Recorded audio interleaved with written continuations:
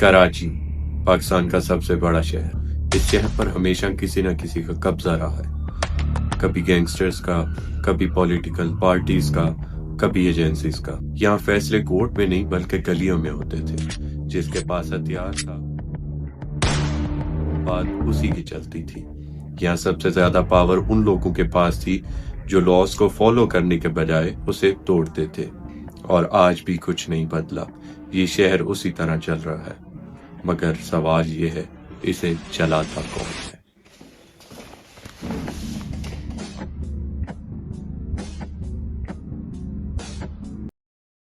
Nineteen eighties Karachi کا سب سے پرانا ایریا لیاری۔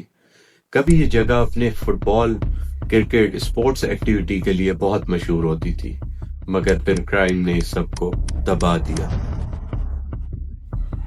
یہ وہ وقت تھا جہاں کراچی کا ہر ایریا کسی نہ کسی کے کنٹرول میں تھا۔ لیاری کا اپنا سسٹم تھا، اسی طرح ملیر، کرنگی، چرنگی سب کا اپنا باس ہوتا تھا۔ اور کراچی کا کرائم کوئی رینڈملی سٹارٹ نہیں ہوا، اس میں بہت سارے لوگ تھے اور ان میں سے ایک کراچی کی کرائم کی بنیاد رکھنے والا تھا رحمان ڈکیت۔ نام تھا سردار عبدالرحمان بلوچ۔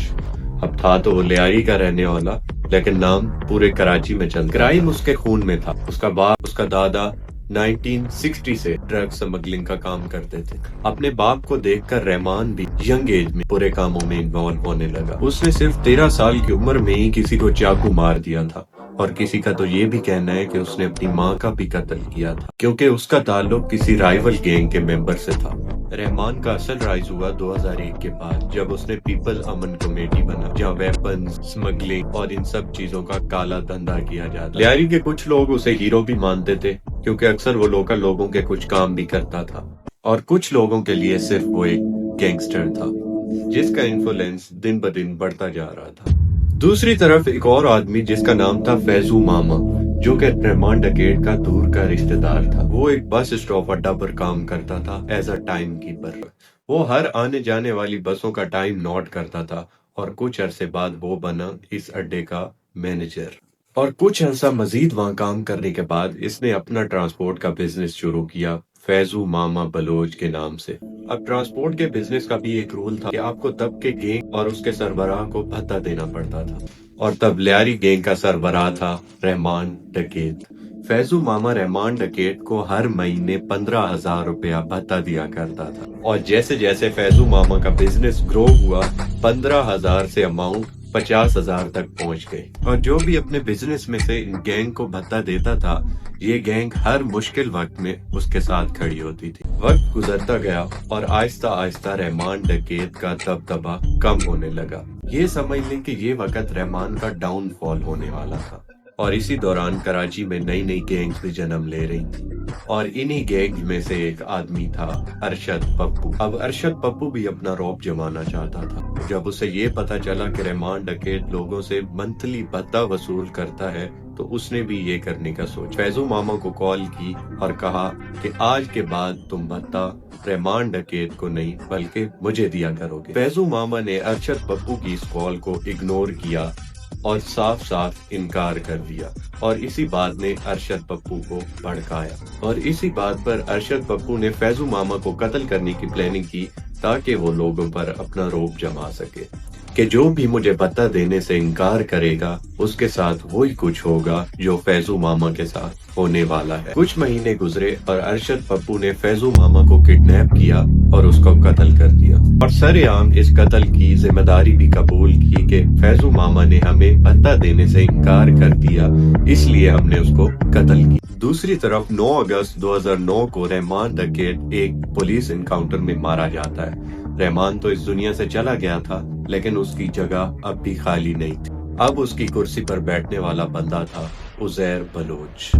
عزیر بلوچ فیضو ماما کا بیٹا تھا، جس کے سر پر پہلے سے ہی باپ کے خون کا بدلہ لینے کا بوجھ سوار۔ اب یہ گینگ وار بہت آگے نکلنے والا تھا۔ ہر گلی، ہر بلڈنگ، ہر بزنس عزیر کی پرمیشن سے چل رہا تھا۔ ہر کام کے لیے الگ الگ بندہ، کوئی پیسے کلیکٹ کرتا تو کوئی فائرنگ اسکواڈ چلاتا تھا، اور سب سے ڈینجرس بات یہ تھی کہ عزیر پولیٹکس میں انوالو تھا۔ کچھ پولیٹیکل پارٹیز کے لوگ اسے سپورٹ کرتے تھے، اور اس دور میں الیکشنز بھی اس کی مرضی سے ہوتے تھے، بندے اٹھانا، بندوں کو زندہ جلانا اور دشمنوں کو سرعام گولی مار دینا۔ اتنا سب کچھ ہونے کے بعد بھی عزیر اتنا آرام سے گھومتا تھا کیونکہ اس کے پیچھے سیاست تھی۔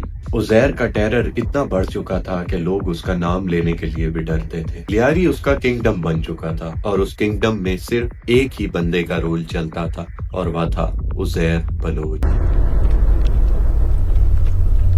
باری تھی ارشد پپو سے اپنے باپ کا بدلہ لینے۔ عزیر نے کچھ پولیس والوں کے ساتھ سیٹنگ کی، ان کو پیسہ دیا اور اپنے باپ کا بدلہ لینے کی سوچا۔ اس میں پولیس والوں کا بھی فائدہ تھا کیونکہ ارشد پپو کے اگینسٹ اتنے کیسز ہو چکے تھے کہ وہ پولیس والے اس کو پکڑ کر مارنا چاہتے۔ پولیس اور عزیر مل کر ارشد پپو کو اریسٹ کرتے ہیں اور اس کے بعد پولیس ارشد پپو کو عزیر کے حوالے کر دے تاکہ وہ اپنے باپ کا بدلہ لے سکے۔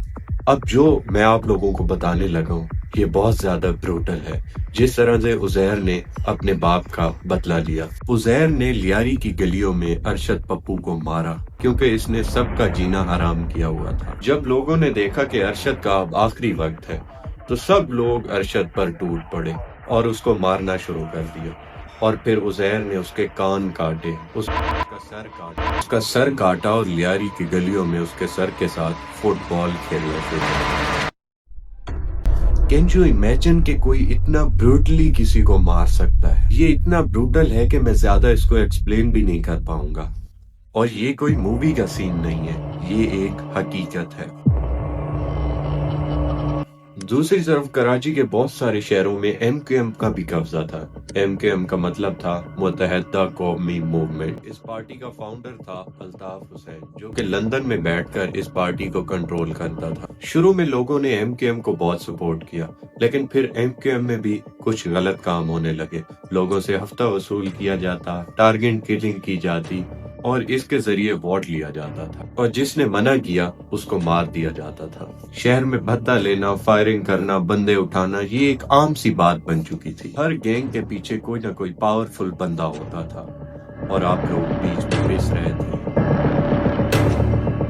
اب کراچی میں کرائم ریٹ حد سے زیادہ بڑھ چکا تھا۔ لیاری میں عزیر بلوچ کا سین چل رہا تھا اور سٹی میں MQM کا۔ گورنمنٹ پہ پریشر بن گیا، میڈیا، عوام، ہر کوئی آواز اٹھانے لگا، اور پھر 2013 میں رینجرز کو فل پاور دے دی گئی کہ ان لوگوں کو پکڑا جائے اور کرائم بالکل کم کیا جائے۔ کراچی آپریشن اسٹارٹ کیا گیا، اور یہ آپریشن کوئی ایک دن کا نہیں تھا۔ پہلے چھوٹی ریڈز ہوئی، ٹارگٹ کلر اور اسٹریٹ کرمنلز کو اٹھایا گیا، اور پھر آہستہ آہستہ بڑا سرکل بنایا گیا۔ لیاری میں ریڈز بڑھ چکی تھی، اور پھر عزیر بلوچ کو دبئی سے اریسٹ کروایا گیا کیونکہ وہ بندہ دبئی میں بیٹھ کر یہاں پر کرائم کروا رہا تھا۔ اس پر 200 سے زیادہ کیسز تھے، لیکن اس تک پہنچنے کے لیے پورے کے پورے نیٹ ورک کو توڑنا پڑا۔ اور دوسری طرف MQM کے آفیسز پر ریڈ، پہلے اسٹریٹ ورکرز کو اٹھایا گیا، اس کے بعد کمانڈرز کو اٹھایا گیا، آخر میں ان کا مین اڈا 90 کو بھی بند کر دیا گیا۔ اس آپریشن کے بعد کراچی کا کرائم ریٹ حد سے زیادہ نیچے آ گیا، ٹارگٹ کلنگ، بھتہ لینا بالکل کم ہو گیا۔ اس آپریشن کے بعد کراچی کا کرائم ریٹ تو بالکل ختم ہو گیا، لیکن کیا یہ ریئل کلین اپ تھا؟ وہاں کے ڈون تو چلے گئے، وہاں کا سسٹم وہی رہا۔ پہلے بھتہ گن سے وصول کیا جاتا تھا، لیکن اب فائلز اور اپروول کے ذریعے وصول کیا جاتا ہے۔ اب گن کی جگہ پین چلتا ہے۔ آج کا کراچی اس دور جیسا نہیں رہا، کرائم ریٹ ویسا نہیں ہے جیسا پہلے ہوا کرتا تھا، لیکن اس کا مطلب یہ بھی نہیں ہے کہ سب کچھ ٹھیک ہو گیا۔ اب گینگسٹر پھٹے پرانے کپڑوں میں نہیں بلکہ سوٹس اور لگژری کاروں میں گھومتے ہیں۔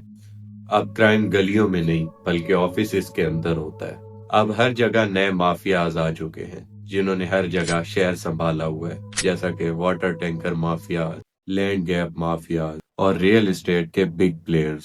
اور ان سب میں پہلے یا اب جو پس رہا تھا وہ ہے ایک کراچی کا عام شہری جو صرف سکون اور ایک اچھی لائف چاہتا ہے۔ کراچی کو وہ لوگ چلاتے ہیں جن کے پاس پاور ہے، کبھی وہ گن کے ذریعے ہوتا ہے، تو کبھی وارڈ، تو کبھی